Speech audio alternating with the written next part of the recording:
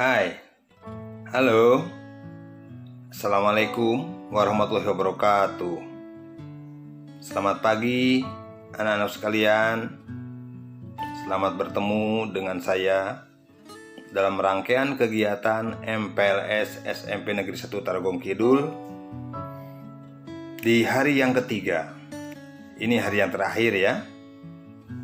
Saya harap kalian masih semangat ya mengikuti kegiatan ini sampai selesai. Mudah-mudahan kalian dikaruniai kesehatan oleh Allah Subhanahu wa taala, Tuhan yang Maha Esa, agar kalian bisa mengikutinya dengan baik. Oh ya, saya sampaikan selamat ya kepada kalian sudah diterima di SMP Negeri 1 Tarogong Kidul. Selamat bergabung dengan kami, keluarga besar SMP Negeri 1 Tarogong Kidul, Kabupaten Garut. Anak-anak sekalian, perkenalkan, nama saya Pak Ojo Suparjo. Kalian cukup memanggil saya Pak Ojo saja ya.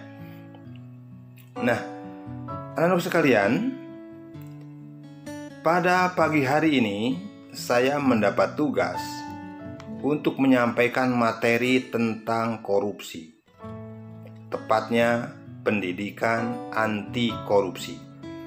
Kita nanti sedikit akan bahas apa itu korupsi, apa itu anti korupsi.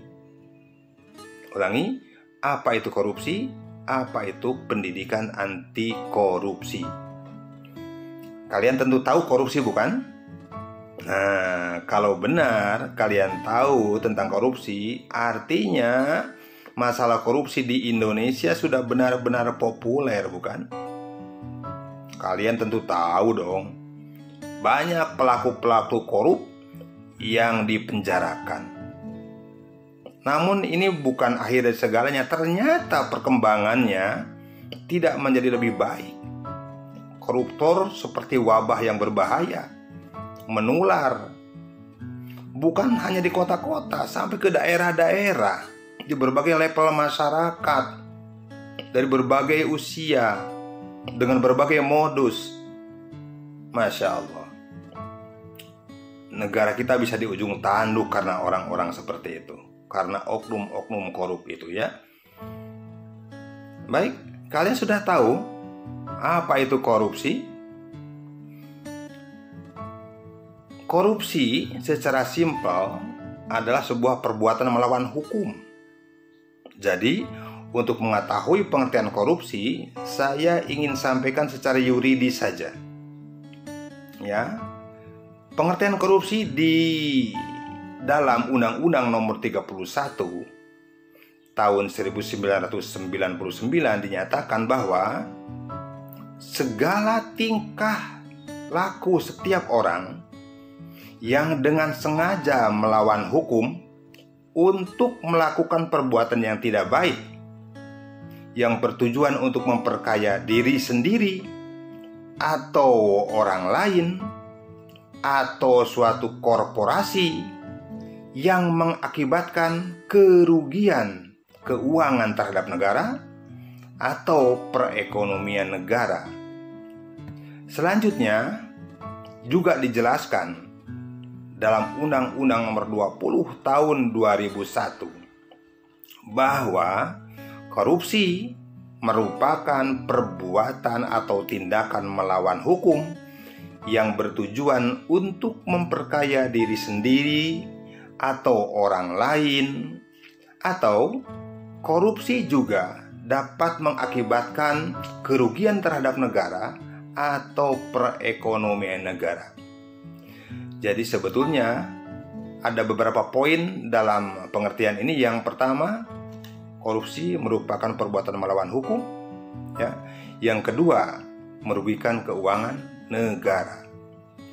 Jadi, korupsi termasuk hal yang berbahaya. Oleh karena itu, pemerintah berusaha keras untuk memberantas praktik-praktik korupsi dari bumi Indonesia. Banyak bentuk korupsi yang ada di Indonesia. Setidak-tidaknya dalam Undang-Undang Nomor 31 tahun 1999, Yungto Undang-Undang Nomor 20 tahun 2001, ada 7 kategori atau 7 bentuk korupsi. Namun yang populer di 4 urutan pertama saya kelompokkan seperti itu. Yang pertama adalah perbuatan yang merugikan keuangan negara. Ini biasanya dilakukan oleh para pejabat, ya, PNS misalnya, dan sebagainya. Urutan kedua yang populer adalah tentang budaya suap menyuap, menyogok orang lain, menyogok pejabat-pejabat untuk memperlancar suatu urusan. Kemudian yang populer ketiga adalah pemerasan. Misalnya saja pungutan liar di jalan-jalan itu loh, ya, dan di banyak tempat, ya, itu. Termasuk juga mungkin di kelas kalian. Kalian pernah diperas orang? Ini cikal bakal korupsi. Harus kita atasi, harus kita lawan, ya. Populer keempat adalah kecurangan. Ya, misalnya terjadi di pembangunan infrastruktur, ya. Kemudian yang kelima tentang penyalahgunaan jabatan. Yang keenam, benturan kepentingan dalam pengadaan barang jasa biasanya. Kemudian yang ketujuh tentang gratifikasi atau hadiah-hadiah kepada para pejabat, tentu saja kepada para pemangku jabatan, ya, itu. Nah, jadi karena berbahayanya terhadap keuangan negara dan perekonomian negara, yang dampaknya juga meluas kepada kita semua, maka korupsi itu harus dilawan. Ya, praktik korupsi itu harus disikat habis dari bumi negeri, dari bumi pertiwi ini, ya, itu. Nah, kita harus ambil bagian, kita harus ikut andil, ya, dalam rangka melawan korupsi atau memberantas korupsi. Ya, sebetulnya pemerintah sudah melakukan banyak hal untuk memberantas korupsi. Yang pertama misalnya melalui perbaikan sistem. Setidaknya sudah ada 2 undang-undang, ya, Undang-Undang Nomor 31 tadi yang saya sebutkan dan Undang-Undang Nomor 20.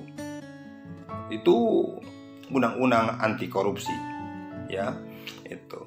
Kemudian dengan adanya debirokratisasi atau pemangkasan birokrasi, penyederhanaan birokrasi, itu. Kemudian penggunaan teknologi supaya tidak terjadi human error. Kemudian misalnya dengan dibentuknya lembaga pemberantasan maksudnya pemberantasan korupsi. Kalian pernah dengar KPK bukan? Nah, itu dia. Kemudian anak sekalian, usaha berikutnya adalah penindakan. Sampai saat ini sudah banyak oknum-oknum korup yang dipenjarakan, ya. Lamanya berbeda-beda tentu saja. Sedikitnya 20 tahun dan paling lama bisa seumur hidup. Itu. Kemudian bisa juga dikenakan denda. Sedikitnya 200 juta, itu paling banyak 2 miliar. Dan barangkali satu lagi disita aset-asetnya, gitu, ya. Nah, usaha yang ketiga dari pemerintah adalah edukasi melalui pendidikan. Nah, pendidikan anti korupsi ini antara lain bagian dari edukasi yang dimaksud, ya, bagian dari edukasi yang dimaksud itu. Nah, anak-anak sekalian, tentu saja menjadi tanggung jawab kita semua sebagai warga negara, terutama kalian generasi muda yang kelak akan memikul tanggung jawab ini untuk sama-sama berperan aktif memberantas korupsi, ya, itu. Nah, berikutnya adalah, jadi mengapa pendidikan anti korupsi itu menjadi materi wajib dalam MPLS? Karena sekolah adalah basic penanaman nilai-nilai dan karakter peserta didik. Jadi disinilah nilai-nilai anti korupsi akan ditanamkan. Jadi apakah itu pendidikan anti korupsi? Pendidikan anti korupsi merupakan upaya sadar, terencana, sistematis yang diberikan kepada peserta didik, baik berupa pengetahuan, nilai-nilai, sikap, kemudian keterampilan, ya, untuk melakukan sebuah perubahan perilaku pada peserta didik. Dalam hal ini menjadi generasi atau pribadi anti korupsi dan kritis terhadap berbagai praktik-praktik korupsi yang terjadi di lingkungannya. Ya, itulah kira-kira. Saya sudah definisikan pengertian pendidikan anti korupsi. Lantas berikutnya adalah, kok bisa di Indonesia terjadi korupsi? Nah, ini ada beberapa alasan. Menurut kajian antropologi, ada seorang antropolog Indonesia mengatakan bahwa ada karakter melekat di orang-orang Indonesia itu. Sudah khas seolah-olah.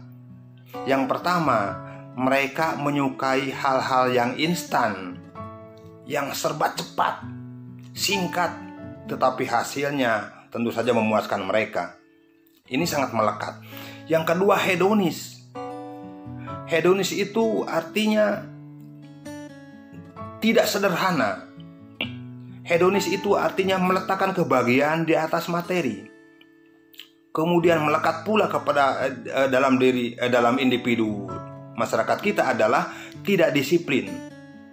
Kemudian kurang percaya diri atau mungkin tidak percaya diri, sehingga selalu mengandalkan orang lain. Ini rawan dalam suap menyuap, gitu ya. Kemudian mengabaikan tanggung jawab. Nah, contoh di kelas saja misalnya, ya. Ini banyak anak-anak yang tidak melakukan tugas piket misalnya, kan. Kemudian tidak mengerjakan tugas dan lain sebagainya, tidak melakukan yang menjadi tanggung jawab dan kewajibannya.